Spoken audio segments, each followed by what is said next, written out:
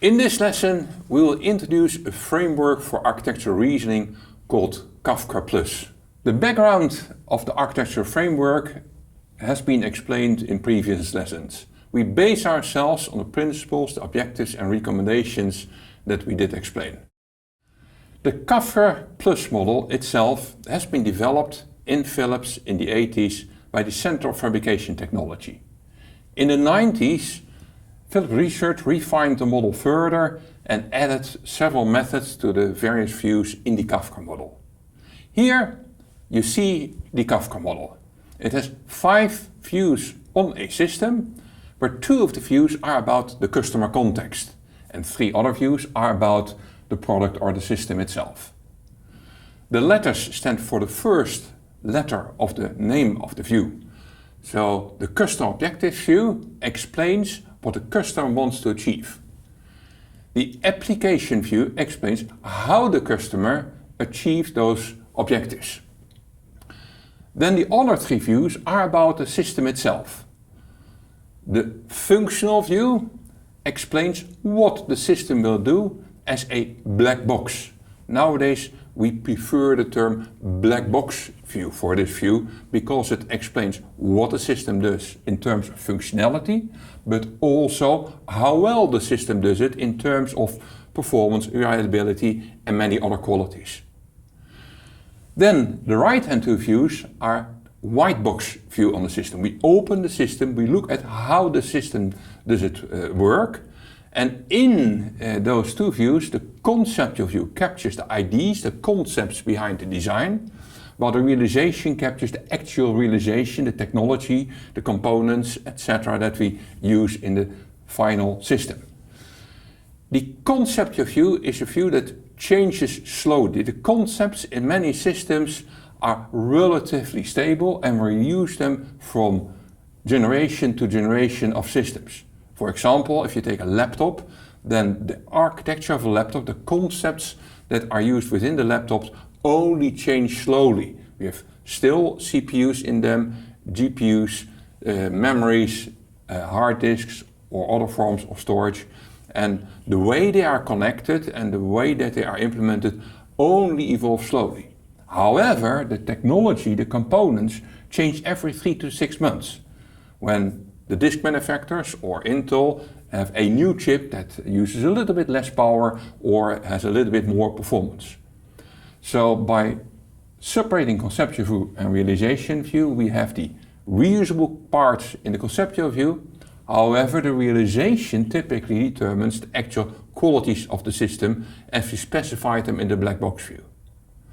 If you take those 5 views, then this framework gives a way of reasoning, helps you to reason about the system, where the left-hand side drives the right-hand side. What a customer needs determines what a system has to do in the black box view, determines what we realize at the right-hand side. The other way around, companies typically have knowledge in the technology, in the designs, and the technology enables them to build systems that can serve the customers. So from right to left you have an enabling or a supporting dimension.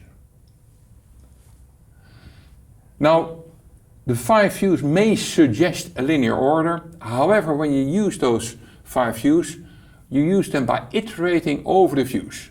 If you go from left to right, so you take a top-down approach, then you have context understanding, intention and objectives at the left-hand side, while the knowledge at the right-hand side gives you opportunities, constraints and knowledge about the technology.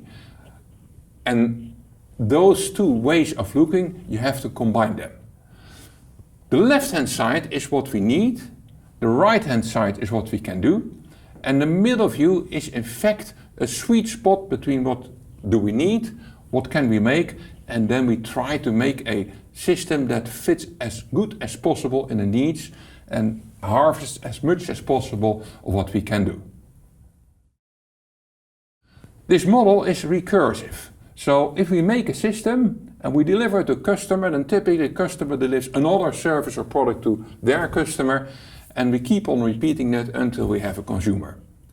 And every time that we have such a step in the value chain, the next customer has its own C and A views, and our system then falls in the CR views of that customer. And if you go to the right hand side of the CAFCR model, then suppliers see us as their customer, and they will see their component that they supply to us as their system, which is specified in the F, C and R views. Now if we take those 5 views, we only have captured at the left hand side the customer value proposition in the CA views. We have captured the design in the right hand views, CR views, and we still miss the business proposition. We added one more view to the CAFCR model, making it the CAFCR Plus model, which is the lifecycle view. And the lifecycle view largely determines the business proposition, and the lifecycle view captures everything from ID until tested product, until the system is used in the field and even recycled and decommissioned.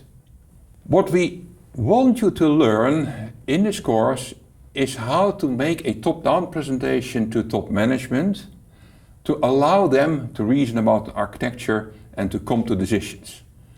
In practice, management expects architects to be able to make such presentations.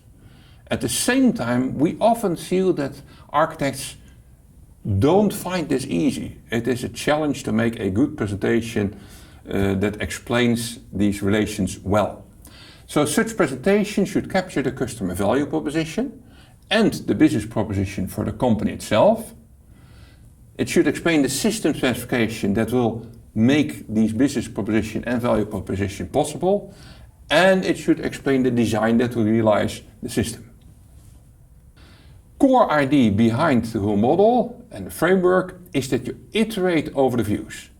During this course, we will chase you a number of times through the views. We will let you iterate at least 3 times over the views, and we'll provide you with a set of methods and tools to explore the different views.